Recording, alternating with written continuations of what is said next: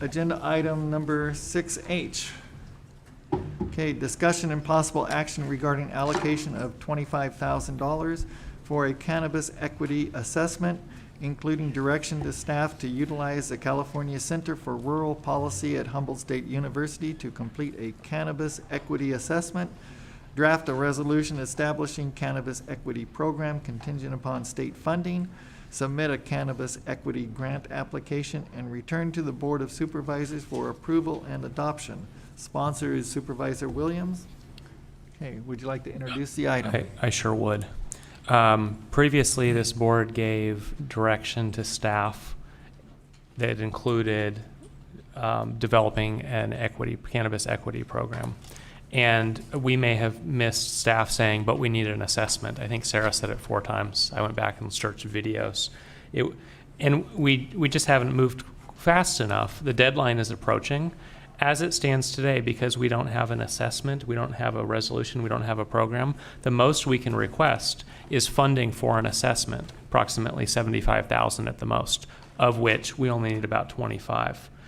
If we have the assessment done and complete by the deadline, which was Feb 28, now it's been extended, I think, to March 9th, we're eligible for the full amount. There's millions on the table. We probably won't get millions. We may get 1 to 2 million. Humboldt, I think, was at 1.3 million last year. And this is the same author of the assessment that Humboldt used. Given that we have a very short schedule, I think it makes sense for us to try to get the assessment done. Humboldt State University says they can do it. And they will do, for this $25,000, they will do the assessment. They will work with stakeholders to gather all the input for it. They will write the application, and they will prepare a resolution for us, which would come back on the 25th, giving us a week of slip in case anything needs to be fine-tuned. We'd have to have a special meeting, of course, because I think our next meeting is the 10th. So I think this is in line with previous direction. I asked for it to be on the agenda last minute because I saw that if we didn't do this, we're going to lose the opportunity for another year. Supervisor McCowan. Thank you, Mr. Chair. It's absolutely in line with previous direction. I thank Supervisor Williams for bringing it forward. I support it fully. And I assume we're going to hear that Humboldt State is prepared to complete the assessment in time to have this on either a February 24th or 25th meeting. And my understanding also is that if we got it this year, then we'd be more in line to just roll it over for following years, and so it could be an ongoing. Even better, points are awarded for the duration. Supervisor Williams. Okay. Who's chairing this meeting? So anyway, what was I going to say? Anyway, it could be a continuing funding source for this equity program. It gets even better. Supervisor Williams, would you like to talk now? I thought you would never call on me. This might be Points the last points are awarded by how long the program has been in existence. We're actually losing some because this year we will only have an assessment. The program won't have been in existence for 6 months. And so next year we should be even more eligible by doing the work now. Right, and thank you for doing your work on this, and to Ms. Duquette too. Okay.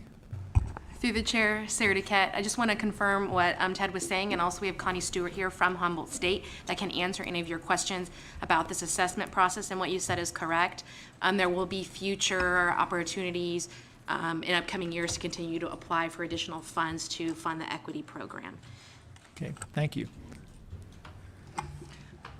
Chair and members of the board, hi, I'm Connie Stewart from the California Center for Rural Policy. And indeed, we did write the plan for Humboldt County in order for them to be eligible for funding last round. We do just want to temper expectations. I mean, we do only have about 3 weeks to work on this plan. We can do it, and we will try to get as much stakeholder input, but these are living documents. So let's be clear, we're going to do the best we can, but the board can alter the plan afterwards if the community needs alterations. We will get you an assessment, we will get you a resolution, we will get you a template for the plan that will make you eligible to apply for funding. And then we hope that you will continue to make sure that that plan meets the needs of the community. I just also should introduce the rest of my team. We have Dominic Corva and Don Ulrich here as well, and the three of us are the team that will have 3 weeks to do all of this work. Thank you. If you have any questions, I'm happy to answer them. Supervisor McCowan? I believe Supervisor Brown was first. Okay, Supervisor Brown? It's very short and sweet. Connie, I thought that was you sitting up Yes, there. And thank you for introducing the rest of your team and coming down here on this item. Thank you. Supervisor McCowan? Thank you, Mr. Chair.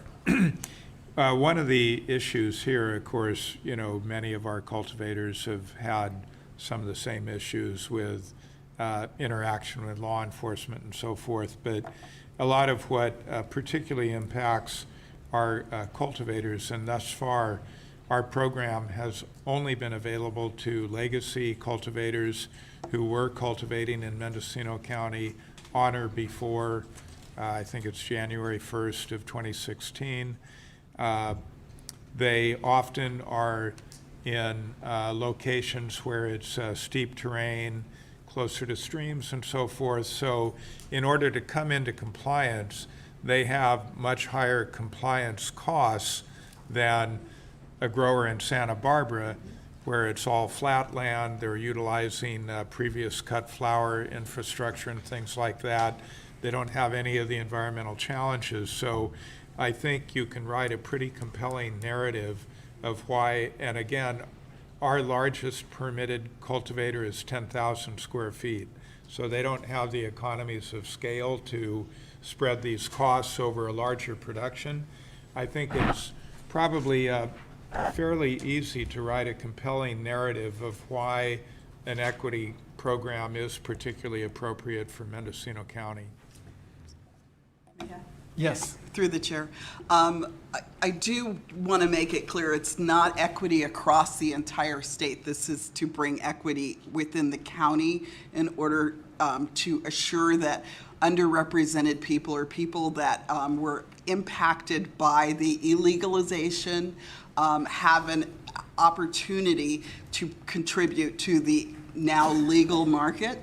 So what we hope, especially underrepresented people are concerned about coming out of the darkness, right? Mm-hmm. So this is also to help them do that. So it's not directly to allow economic development people to compete with LA, for example.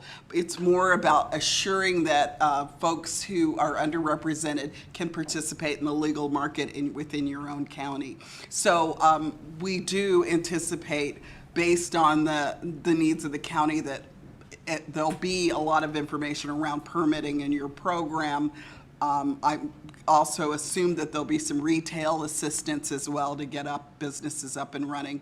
But we've looked at your strategic plan. We know you have a strong economic desire for this, and so we're looking forward to helping make sure that everyone can participate in that market and be successful. And if I can follow up, I appreciate the clarification, and I think probably 90% of what I said still applies. Absolutely, yeah. I want to make that clear because the program is not anticipated that everyone will be able to apply and automatically get permitting, and so I just want to make that clear, so we don't set you guys up for there will be additional programs under Prop 64 to continue to help, but this one is around equity specifically. Yeah, thank you. Supervisor Jurdy?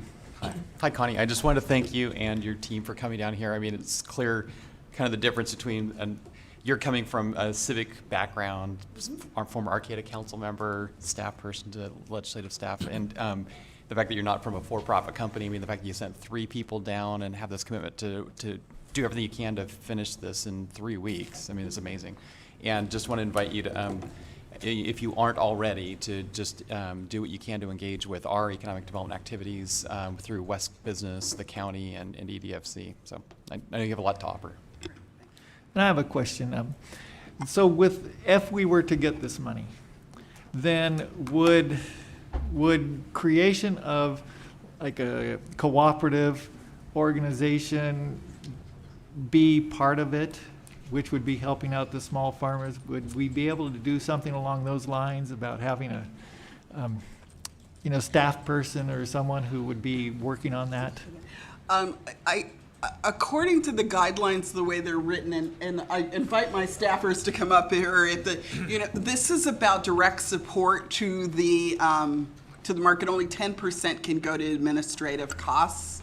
So, Dominic, do you want to add? I think that yes, the answer to your question name, is, I'm sorry, I'm Dr. Dominic Corva. I'm also the co-director of the Humboldt Institute for Interdisciplinary Marijuana Research, and I'm Connie's associate on these projects.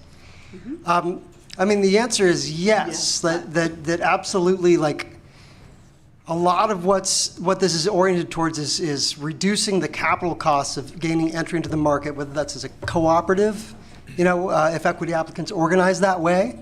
Yeah, absolutely. Great, thank you. Okay, is there any more questions from the board? Okay, seeing none, we'll go to public comment. Okay, Janine Coleman.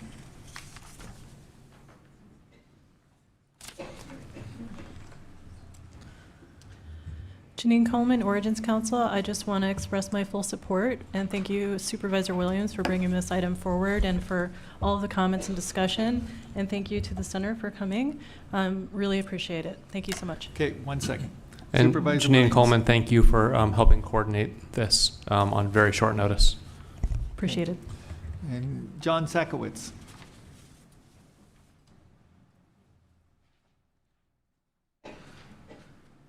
Thank you, Chair Hashek. John Sakowitz, Ukiah, member of the Medicinal Cannabis Alliance and farmer. Very little in county government totally overjoys me.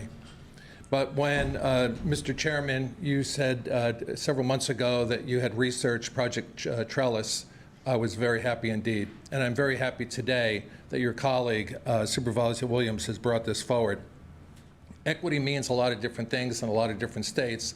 New Jersey, where I'm seeking permits right now, equity means these micro-grant and local equity programs for minority populations that were disproportionately hurt by our country's insane war on drugs, namely the African-American community. I totally support this. Keep in mind that SB 1294 is a three-legged program: micro grants and loans, local equity program, and marketing.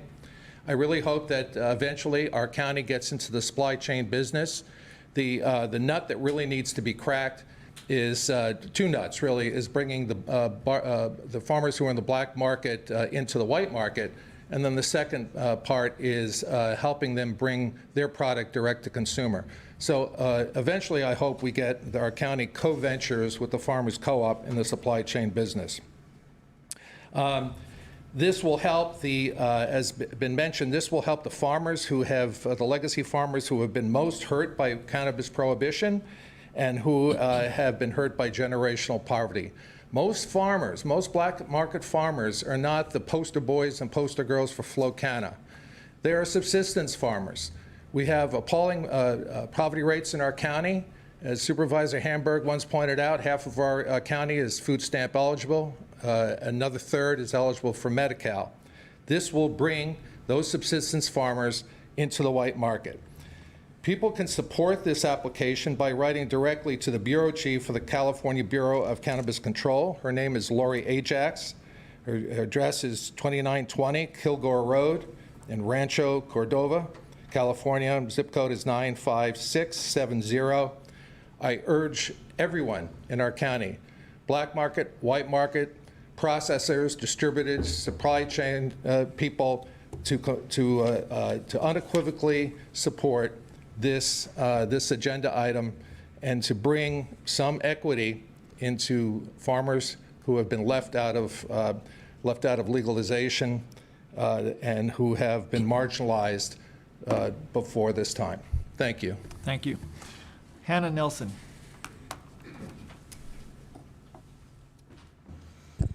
Hannah Nelson on behalf of MCA. Again, we're in total full support. We appreciate this item coming forward. We certainly appreciate Humboldt State's coming in at such a last minute to be willing to do the enormous work, and we're offering both the county and Humboldt State, should you agree to this contract, any help and assistance that we can provide, including access to individual stories and any data that we can help collect. I personally have a very long history with populations that were impacted negatively by the war on drugs, and will do everything in my power to reach out to affected persons so that the proper data can be provided for the assessment. We also really look forward to continuing on and not looking at this as just, even though this agenda item is for this specific money, understanding that the more we continue to flush out assessment and add to it and dive deeper, the more funds that we'll be eligible for. And so while this is a good first start, and it's a really important first start, and we very much appreciate your support, we hope that you bear in mind that the more we do, the more we'll get. I do appreciate Supervisor McCowan's comments regarding compliance costs, and we really do hope that that is a primary feature of any potential program. I'm sure we'll have an opportunity to comment in the future on potential program proposals, and we look forward to working with the county and the contractor to provide whatever we can. Thank you. Okay. Thank you. Any other comments from the public? Seeing none, back to the board. Okay, Supervisor McCowan. Thank you, Mr. Chair. So part of the previous motion of the board was that equity program funds be used specifically to assist with the cost of regulatory compliance, and I'm sure that's an allowable use. The only question I have is where the funding would come from, and Supervisor Williams recommends Budget Unit 1810 promotions. The fiscal detail section of the agenda summary doesn't cover it. I think it should come from cannabis tax proceeds. The program should pay for itself. We know we have the funds, so I think in addition to the recommended motion, the direction would be for staff to identify the proper source of funding. But there's one other issue I'd like to come to that I think is related to this, that we as a board have made a commitment that a stated percentage of the cannabis proceeds would go for specific purposes, including fire and EMS, roads, enforcement. I think there was one other in there.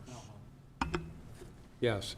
But the Children's Initiative, too. So what we haven't done is yet identify what are the cumulative costs that ought to be associated with the cannabis program development. Supervisor Williams and I have had one meeting with staff. Staff has done some work on that. I think it would be appropriate for the chair to appoint Supervisor Williams and I to an ad hoc with a 30-day turnaround to come back with recommendations on what costs should be attributed to the program, paid from the proceeds. That will identify the remaining funds available for distribution. I think we should probably also start setting up a separate account for the cannabis tax proceeds so they don't just get lost in the general fund as happened with Teeter. So anyway, I'm prepared to move the recommended action, but after we take this vote, I hope you'll consider appointing an ad hoc. Second. Okay, so we have a motion for the, what's before us with the equity Yeah, program. I move the recommended action. Right. I'm sorry, Supervisor McCowan, did that also include the direction for staff to identify proper No. source of funding? No? The motion is the Just the recommended recommended? action. Thank you very much. Seconded by Williams. Okay, any further discussion? Okay, seeing none, we're going to vote by the button. Motion carries unanimously. All right. And then this issue about forming the ad hoc to look at how the money is spent. Well, no, it's to identify Well, what how- money should be allocated to the cannabis program cost, which will tell us what is the money left over that we've made commitments of where some of it should go. Right, and right now, that money is put into the general fund. That's correct? Okay. And so what you're proposing is to look at taking that out of the general fund and creating looking at it separately. Secondarily, but first of all, appoint an ad hoc to identify which costs should be appropriately attributed to the cannabis program development and the program itself. Okay. Supervisor Jordy. So I support this. It's something we do need to do, and ad hoc may be the best way to advance this. And just as a reminder, we had two measures on the ballot. One was the tax, and the other was an advisory measure that passed with, I don't know, like 68%, that said a majority of the proceeds, so that's Correct. 50 plus 1, a majority of the proceeds should be spent on, I think there were 4 items: roads, mental health, enhanced mental health services, enforcement of the program, and Fire and EMS. Fire and EMS, yeah. So those are the 4 items. And, right, and in order to identify the proceeds, we have to first know what were the costs that need to be covered. So the consultants, the environmental contracts, and, so we need to come back with a proposal to the board and see if the board agrees with, first of all, Okay. we'll see if Supervisor Williams and I can agree. I agree. All right, so it's getting late, and I'll make that appointment as an ad hoc. And maybe it's the And cannabis to- program costs ad hoc. And to report back within 30 days. Okay? All right, moving on. We have agenda item 5. Can we thank our guests Oh. from Humboldt? Yes. Thank you all for coming down, and we look forward to your Thank you. your work. Thank you. Okay,